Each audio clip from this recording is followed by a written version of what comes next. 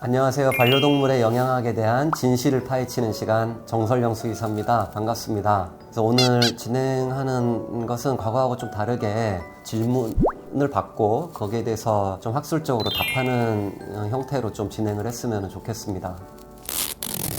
예전부터 자연식이나 생식을 사료와 함께 섞어 급여하며 생식이나 자연식만 먹이거나 건사료만 먹이거나 하는 식으로 둘을 섞는 거는 별로 좋지 않다라는 얘기가 있었거든요. 근데 사실 이 말은 틀린 말이에요. 그래서 왜 그런지 좀 학술적으로 나온 여러 연구들을 근거로 해가지고 설명을 드릴게요. 건식의 경우는 소화 속도가 좀 느리죠. 그리고 수분 함량이 좀 높은 자연식이나 습식은 위에서 십이장으로 넘어가는 속도가 좀 더 빠르거든요. 그거는 맞는 말이에요. 근데 성질이 다른 두 음식이 층을 이루어가지고 하나는 먼저 나가고 하나는 오래 머물러가지고 소화가 좀 늦은 음식은 위에 좀 더 오래 머물러가지고 발효되거나 또는 뭐 부패할 수도 있다. 그래서 이런 문제가 위 팽창이나 위 확장 그리고 위 염전과 같은 특히 이제 대형견에서 그런 문제를 일으킬 수 있다라고 이제 얘기를 하는 그런 가설이죠. 일종의 가설. 그 다음에 이제 두 번째가 건사료 같은 경우에는 전분 함량이 많잖아요. 그러니까 탄수화물 함량이 많은 거죠. 이 전분 함량이 높은 음식은 위산의 산도를 중화시켜 가지고 그걸로 인해서 병원성 미생물이 사멸되지 않아서 감염과 같은 그런 문제가 있지 않느냐, 뭐 이런 가설들이 있었던 거죠. 그래서 이 슬라이드가 이제 소화 흡수와 관련된 자료인데, 강아지가 밥을 먹고 식도를 지나서 여기 위에 좀 머물렀다가 십이장으로 가서 소장을 통과, 그러니까 십이장도 소장이죠. 통과해가지고 대장으로 가서 변으로 나오게 되는 과정이 바로 소화 흡수 과정인데, 이 위에 식도와 연결되는 부위가 분문부라고 하고요. 십이장과 연결된 이 부위를 유문부라고 하는데, 크게 두 가지로 나눠가지고 설명할 수 있거든요.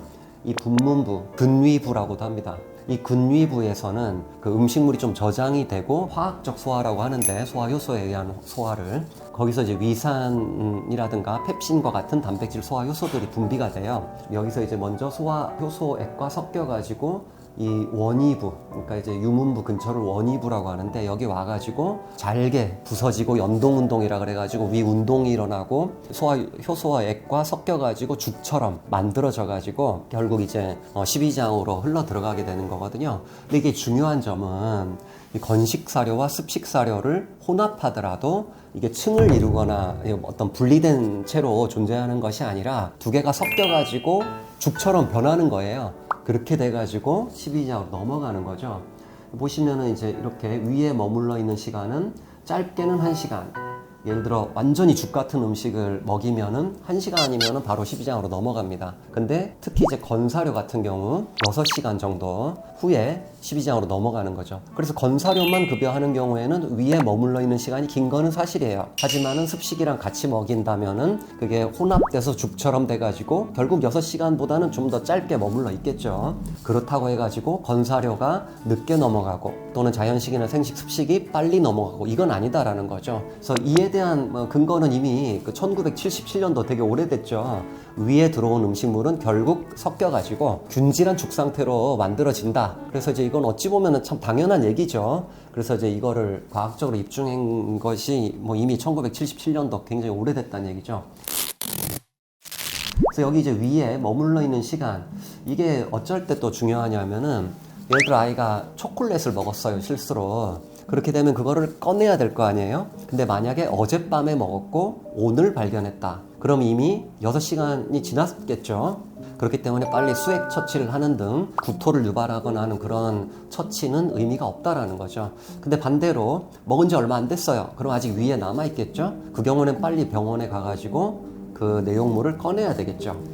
그 다음에 이제 이렇게 소장에서 되게 짧게 머물러 있죠. 여기서는 소화 흡수가 일어나고, 대장에서는 굉장히 또 오랫동안 머물러 있죠. 다 합치면은 거의 하루 정도 되죠. 그래서 지금 이 시간에 어떤 음식물을 먹었으면 평균 내일 이 시간에 변으로 나온다.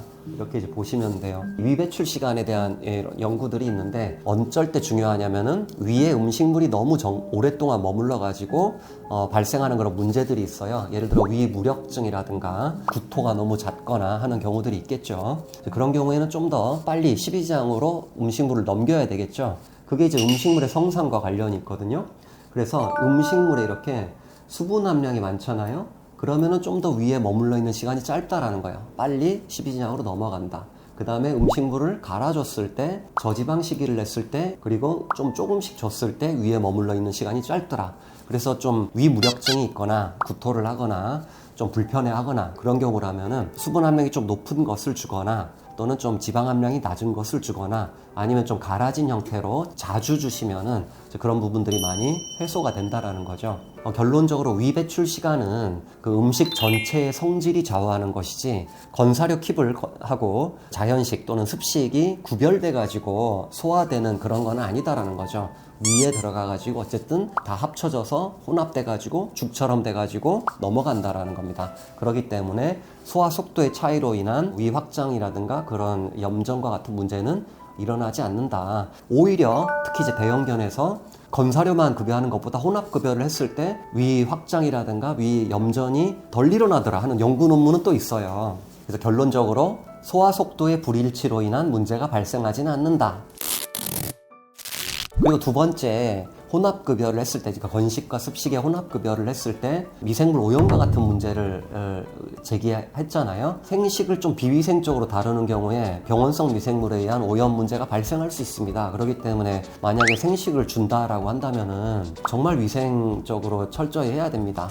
약간의 세균, 좀 미량의 세균이 들어온다면 건강한 아이들 같은 경우에는 자체적으로 가진 면역력이라든가 그 위산이 어느 정도 사멸시켜가지고 방어를 해주겠죠. 근데 건사료와 혼합됐기 때문에 방어 능력이 떨어지는 건 아닙니다. 그래서 이 논문이 바로 여기에 해당되는 논문인데 건사료와 수분 함량이 많은 음식이 그 혼합 여부와 상관없이 세균 사멸 역할을 잘 수행합니다. 조금 들어온다면 잘 사멸하는데 많이 들어온다면 또 이게 혼합급여와 상관없이 문제가 될 수 있는 거예요.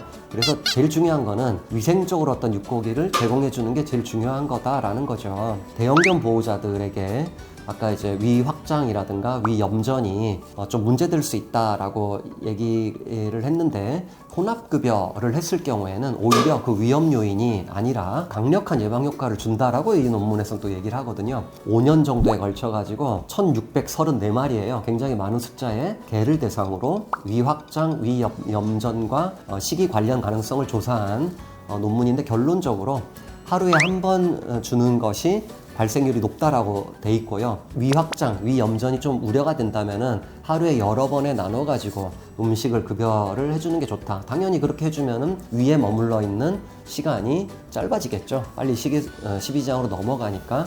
그리고 건식 사료 단독으로만 급여할 때 위 확장, 위 염전 위험도가 가장 컸습니다. 그리고 그 건식 사료를 물에 불려주는 경우 있잖아요. 그렇게 하더라도 위험도를 낮추지 못했다라는 거예요. 그래서 건식 사료 자체가 위 확장, 위 염전의 문제를 일으킬 수 있다라는 거죠. 건식 사료 단독보다는 혼합 급여가 더 낫다라는 거죠. 자연식과 같이 혼합을 해준다. 라면은 오히려 예방 효과가 있더라. 그래서 이 연구 논문은 딱 세 가지가 결론이죠. 건식만 줬을 때 오히려 그런 문제가 생겼다. 혼합했을 때는 그런 문제가 예방이 됐다. 그리고 음식물을 하루에 여러 번 줄 때 그런 문제가 덜하더라 라는 결론을 내린 것이고, 섞어 먹이면 가스 차가지고 위 확장이라든가 위 염전과 같은 문제를 일으킨다라는 그런 속설, 그래서 그 가설은 좀 잘못됐다라고 제가 말씀드릴 수가 있습니다. 결론적으로 자연식하고 건조식을 혼합하는 것은 소화 속도 차이로 인해 문제가 발생한다라는 이야기는 틀린 말이다. 오히려 자연식과 건식을 혼합하는 경우에 그런 문제들이 좀 더 예방이 되고 만성 장병증 예방해준다는 논문들도 있고 알러지 예방 효과도 있어요. 그리고 이제 자연식의 경우는 또 변량을 낮춰줘 가지고 변냄새도 좀 덜하게 한다라는 그런 장점도 있고, 제가 또 그 영상에서 말씀드릴 건데 건사료는 초가공식품에 해당이 되거든요. 이 초가공식품은 열 처리 등 굉장히 강력한 가공 과정을 거친 거거든요. 이 경우에 오메가3 지방산이라든가 기타 항산화 기능성 영양소들이 많이 소실됩니다. 그렇기 때문에 건사료만 줘야 된다 보다는 건사료에 자연식을 조금 혼합해 주는 것이 오히려 여러 건강과 관련된 이점들이 많다라고 결론을 내릴 수가 있습니다. 네, 이번 시간은 여기까지 하겠습니다. 감사합니다.